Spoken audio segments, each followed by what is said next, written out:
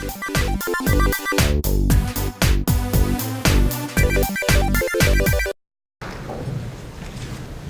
you very much. Extensive career is another way of saying very long. I understand that you're going to the Hill today to talk to legislators about CTE and I assume funding issues. That's what most people are going to the Hill in the last 2 years to do.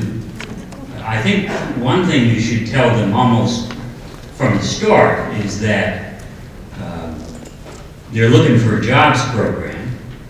And truth be told, if you look across the budget, education is their jobs program, more and more. And if there is a education program more closely aligned with jobs than CTE, we don't know what it is.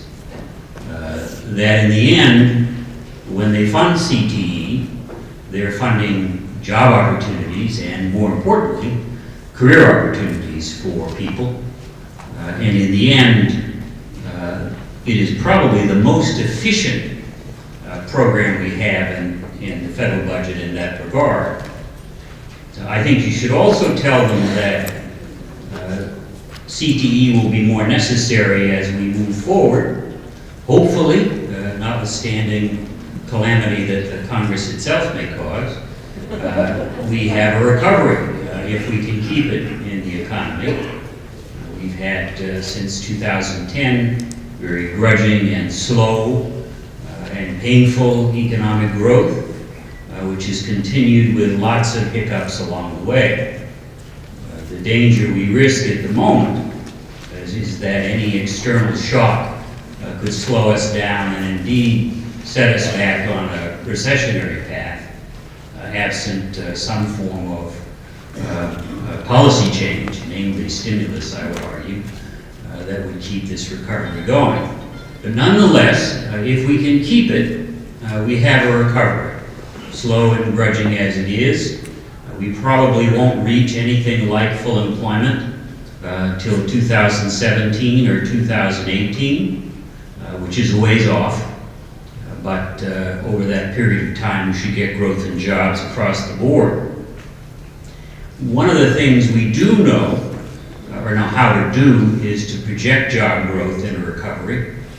It is a lot easier to project growth than it is decline. In this past recession, we were pretty incompetent in projecting the depths of that recession. Nobody, at least people in my profession, I'm an economist, saw the hole that emerged before us coming, didn't know it was going to be as deep as it was.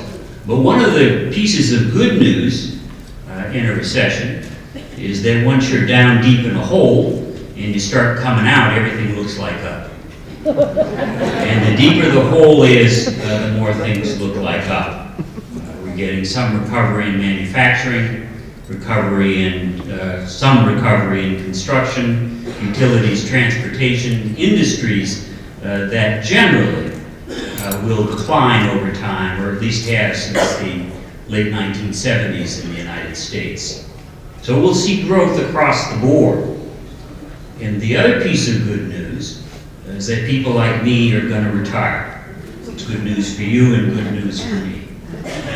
In the end, a lot of the jobs that will be created over the next decade or so will come from baby boom retirement. The standard set of projections and our own projections at Georgetown conform to those is that we'll go from something on the order of 142 million jobs, which we have in hand currently in the American economy, to an economy that will run somewhere around 162, 163 million jobs 10 years from now, with any luck. That is a 21 or 22 million increase in the overall number of new jobs that will be added to the economy as it grows in a variety of industries and occupations.